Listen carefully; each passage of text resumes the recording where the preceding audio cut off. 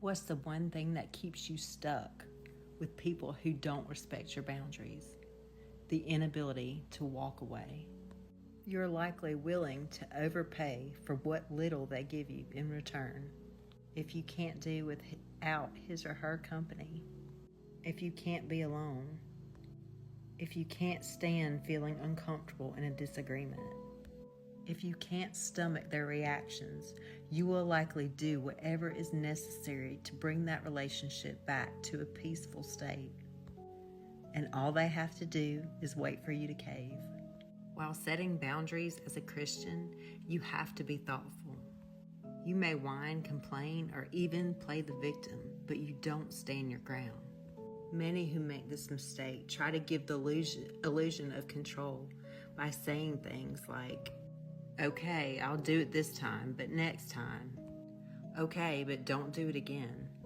When the truth is, your threats are hollow because your boundaries are unstable and they know it. Now that you know what's making your boundaries powerless, how can you actually set limits that'll stick? Here are the things to consider while setting boundaries as a Christian. Step 1, name your need.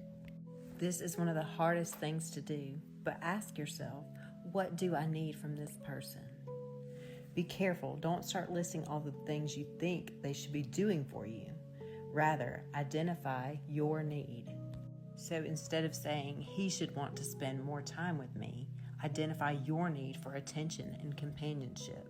Until you truly understand the need inside of you, you'll never be able to set boundaries for toxic behavior, and you'll always pay too high of a price for the little you're getting in exchange. Step 2, identify the fear. Behind every boundary, every broken boundary, there's a fear. For example, maybe your sister keeps calling and coming over when she wants, no matter how many times you've asked her not to.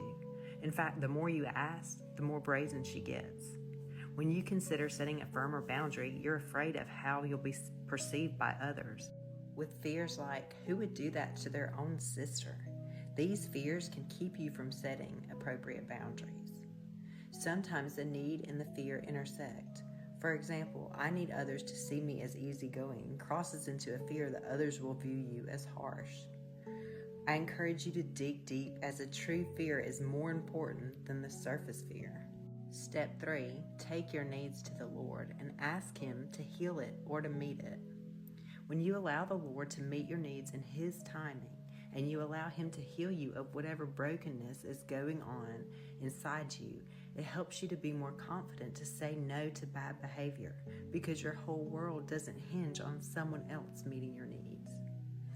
Many might think enforcing a boundary is cold and unloving, but it's actually the most loving thing that you can do, because it puts both parties in a position to seek the Lord instead of keeping the codependent cycle alive.